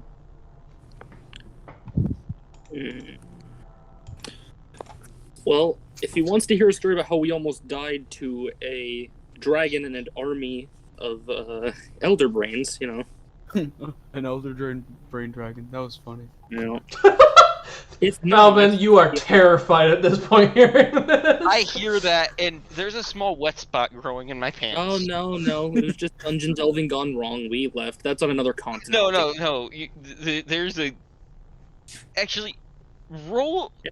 Can I ask them to roll something? Roll an insight on him real quick for something. Why not? Yeah, I'll allow it. Roll an insight. Go ahead, Dwarf. I'll roll it. I don't think Dwarf cares. Oh, what? Look at that. That's what I got a 20. 26. You feel you hear Falbin's voice. His lips are not moving. In your mind, going, "Oh, psychic monsters, fun." Yeah, it is well known that I'm elder bad at brains do like history. psionics. Look, I'm bad at history, but I'm amazing at insight. I know when people are lying. Yeah, yep. All right. So as you are sitting there, I mean, this town is bustling, but it is evening at this point. Where you? We should pick one of the 2 to go to. You 2 decide. I don't care which.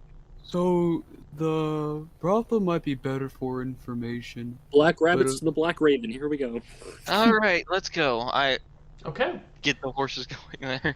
As The colors line up. I call it fate. As you pass by, you see them. They're rivaled each other. In fact, on the street, on the main street, you see on one side the upside down head of a king with a crown on his head, and you see what looks to, as the door opens for a second, you see people of all races walking around in there, nobility and lesser, and peasants, farmers, merchants of all sorts walking about as the door closes once again. And then as you go to the Raven, you see it's a rather large establishment. The building is made of a black stone with raven feathers carved into it. And you see the 2 black ravens facing outwards on the sign. And as you walk in, you see a blonde elven woman at the rather large bar. The general entrance to this place is very quiet. There's a few tables here and there. Some pillows laid out for people to sit on the floor with some lower tables. A rather large, more robust stone table with really big like thick wooden chairs that are designed definitely for something like a Loxodon or Goliath-sized creature. Finally, accommodation. Right. I look at him and be like, well, they accommodate everybody here. It's one of So, the best brothels in the world. Albin's walking in first because he's the one that was told to come here Mhm. for accommodation. So he's leading. Before we go in, Falbin takes a moment and stares at the Black Rabbit banner and has you two do the same. Guess what you get? I already know because I saw what it did. Yep, you get an inspiration point. Nice. Yep, you all gain inspiration from that banner. As you walk in, Falbin, the elven woman comes running up to you. She's definitely a high elf. Very long blonde hair, green eyes on this one, and very fair-skinned. Rather robust-looking woman, but for an elf, but definitely still very homely and attractive. She comes walking up to you, and she goes, "Ah, my name is Lise. Nice to meet you. Can I help you?" Hi, Lise. I am Falbin. Naza said that if I came to the city, this would be one of the places to stay. Yes. Our brothel is currently under construction. The hirees are not currently here. They've been transported to another location while we're under construction. But the rooms are available. Will your Loxodon friend and hey, a dwarf. Nice to meet you. Pleasure. My The mother is dwarf married and to a dwarf. But yes, are you looking for accommodations individually or as a group room? Wait a minute. Is this? I look at Okay. I look at Dwarf and be like, well, I don't know what they're planning, but I can just sleep in my wagon if I can put it out back behind your building. Oh, we have a stable all built up. I'll have the stable boy bring it around for you. Make sure he doesn't take anything out of the back. A lot of it's kind of worthless except for what I keep locked up. Well, it'll be 10 copper pieces for the night for your wagon, just as a heads up. I hand her a silver coin. Actually, I hand her a gold and ask for her silver in return, because that's all I have on me, because that's all She Naza looks sent to me you out. and says, "Thank you for the tip," and puts it into her pocket. That's what I will make sure your horses are well fed for the night. Have a good night, good sir. Dwarf and Loxodon, would you be looking for shelter as well? We'd like a room, please. Yes, ma'am. All right. An individual each, or one per, or one as a group? Does What Ulf do you feel want, singular? Lord? We do have Loxodon beds. We can easily have moved, if you are looking for it. Do a room each. I wouldn't want to make it difficult on you to have to move the beds. Okay, that'll be a silver piece each. I'll just I'll just pay a gold for both of us, and the rest can be a tip. That's Thank you so much. We'll have your meals up to you in about an hour. Feel free to enjoy your refreshments around here. They're on the house for the lovely Loxodon fellow. Thank you. That goes for you as well, Mr. Half-Elf. Feel free to enjoy the night as she kind of starts typing into something on her hand that seems to glow a whole light and seems to flash as soon as she touches it. It's a pit boy. Your food and drinks will be brought to you momentarily. The room should be ready within the hour. If I were to want to find out some information about topics, who do you think I could talk to? Well, I know a lot. I know the comings and goings of most men in this town. You hear a lot of merchants love to talk. What are you looking for? Information about the darkness in the city. Oh, were you not here during that time period? I was fighting the war a few years back when I watched my lord ascend to godhood. Oh, a servant of the god of time. All right. And let me get your names again. What were they? I'm Falbin. Nice to meet you. I point at Go ahead. Visul, and I go, they'll introduce themselves. And he just finds a cushion and sits on it. Okay. My name's Vasul. Okay. I don't have a name anymore, I'm afraid. Got it, Mr. Sketchy. Understood. So, she looks at you. So, if given your friend here doesn't have a name, I assume you are in the adventuring business, or you're into something far worse, which I don't want to know. Where your gold comes from is where your gold comes from. Anyways, I'm a merchant. That's what I we get. all are merchants. Truly, we're all selling something. And she smiles at Dwarf and gives him a wink. And goes, You know, Good, Vasul. She invites you all over to the bigger chairs and brings some cushions over for the Dwarf and Falbin to sit on, since this is a very high table. I look at Dwarf and I'm gonna simply go, I could sell you a new name. What? Well, I know traveling with you is just going to be a treat, isn't it? Naza told me that I should make coin wherever I could. So did Zarius. Vasul, give me a name. Please. You can think about it for the Roll intelligence, Vasul, please. 8. Hold on. Vasul, work together. I'll give you advantage on this. No, I got you. Alright, your name is Vass. Congrats, Dwarf. Vass? Yeah, V-A-S. That works. Yes, it is a marking of Vasul's name. Vasul and Vass, the best of friends. I was gonna say Vast One, but that was gonna be rude. She looks at you, Falbin, or Elise looks at Falbin and goes, "You are a rather rude half-elf, considering. You do realize they castrate your kind here, right?" I've heard rumors. Oh, if you get a chance, I recommend the College of Mizna. It's only about a mile up from the city. I won't be going there. I'm gonna look at the lady and say, I'm gonna be honest, the person in charge of him begged to take him with us to get him out of her hair. I'm a handful. That makes sense. Anyways, if you're looking for information on the darkness, well, I've been here since the city was established, re-established after the war. Most of it was unfortunately destroyed.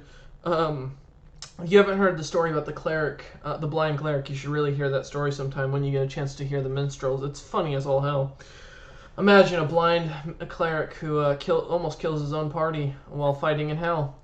Truly unique. Yes, what Grong could have been. Shut up. Also, I do have a separate question. Is there a band playing in here currently? No, it's an empty bar minus her. There's no one here except for the forklift. I will do something after she's done with her stories, then. Okay.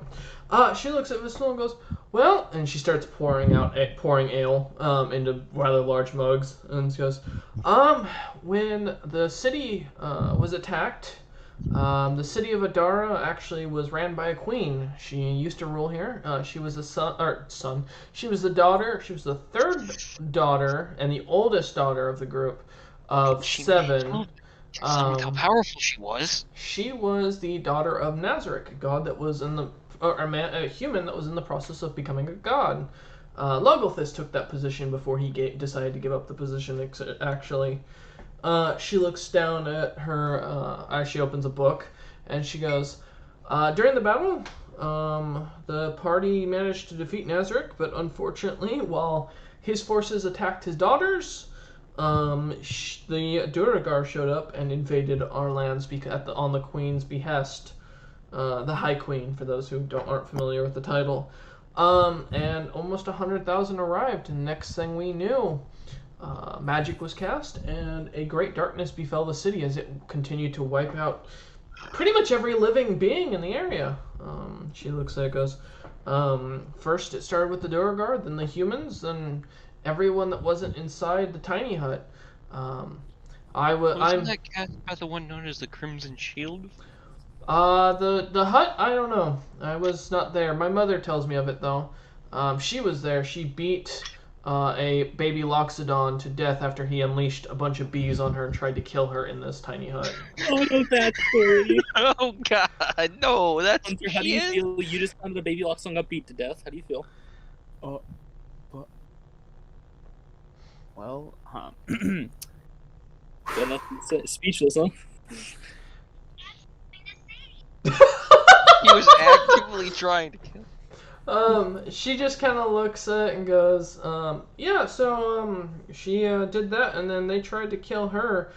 Unfortunately, she did survive, as, the tale goes." Wait, did you say unfortunately she was able to survive? Yes. Yeah, even the daughter says unfortunately. That should say... My, grandfather was a lord, but unfortunately, because, my mother survived, we lost our lands, so here I am now. But... At least you're making the best of a bad situation. Oh, I'm still filthy rich, I just lost the lands. And she Hey, goes, then you don't have the title to tell you down either. But yeah, and then recently we had a legendary fellow actually arrive. A elven man by the name of she flips their book. I don't know, some horny old elf. That Can I popped roll out of it. history as a half elf to get a gist of who this is, or would I automatically know? No, not Benzoro. You can give me. Yeah, go ahead and give me a history check. Wait, Hunter, you never told the story of Benzoro, were you? I don't believe so. 18. I know exactly. And he. Oh, Benzorowin. Yes, that's his name. The father of all elves, literally. The father of the mountain elves, the horny fucker who fucked the changeling. He did fuck a dog. That is why that law became a thing. But anyways, as And I he was was saying, ripped out of a dwarf in this area, I do believe. no, he transformed out from a dwarf. Apparently, some dwarf really stupidly decided to run into the shroud and came out as a horny old elf. We don't know how, but that happened. 2 souls? Who knows? Maybe it was a man deciding to name himself after the previous high god. But either way, yeah, no, that's pretty much all we know about the thing. Has been guarded. No one's been able to ever make it to the center, and it has random effects. The owner of the King's Head may actually have more information on it. He was here during the time. Though I will warn, don't fuck the patrons. There's a good chance that you might do something you'll regret. As she closes her book. Okay. Alright, we'll go talk to him maybe tomorrow. I also have to find the queen. Which queen? I actually didn't. I know you told me her name, but I actually didn't write it down. 7 times. It's the same. It's the queen that's named it's after still the city. Adara. It's still Queen Her Adara. name's The city Adara. is Adara and the queen is Adara. They're the Yeah. same. Alright. You're I good, look good. at him and I go simply, "You mean the queen that the city is named after?" Yes, that's The one That's that's what I meant. long since not around. Oh, wait. Yes. The one that's been Precisely. dead for. He looks around. I don't know how many years. Listen. My Lord Beast of Time told me to find the queen. During I figure out the mystery of this darkness. And it shall be done. Well, good luck going tomb hunting, buddy. She just nods and says, "Enjoy your drinks. I have some business to attend to." As she walks off. Why do I feel like she's gonna report us? Probably. No, you can see her. She's working at the other side of the tavern, at the bar, just busily counting money. If no one Also- takes up for a band, I will go to her and offer for it for free. DM. What, to play for us two? If anybody else walks in, Okay. it doesn't hurt to have ambient music. She just nods and says, "Knock yourself out," and then she points to the stage. I DM, pull out a is pan she- flute, I get up on stage, and I perform. Okay. Is she the daughter of Kurgan's wife? No. No, fuck. Okay. Thank God. She's the daughter of Kurgan's wife's sister, actually. Okay. Oh, so my So Kurgan's niece, niece. yeah. Got it. Yeah. Ta-da! 19. A soothing melody is played on the pan flute. Congrats. Yeah, you played a Vasul and Vass. They seem to be. It's a pleasant sound. You know, Kurgan wants her to visit. He wants to meet his family. Can I join with them and use my horn? Well, my nose as Sure. my We're horn. starting a Go band. go let's ahead and get go. up there. Give me a performance check. All right.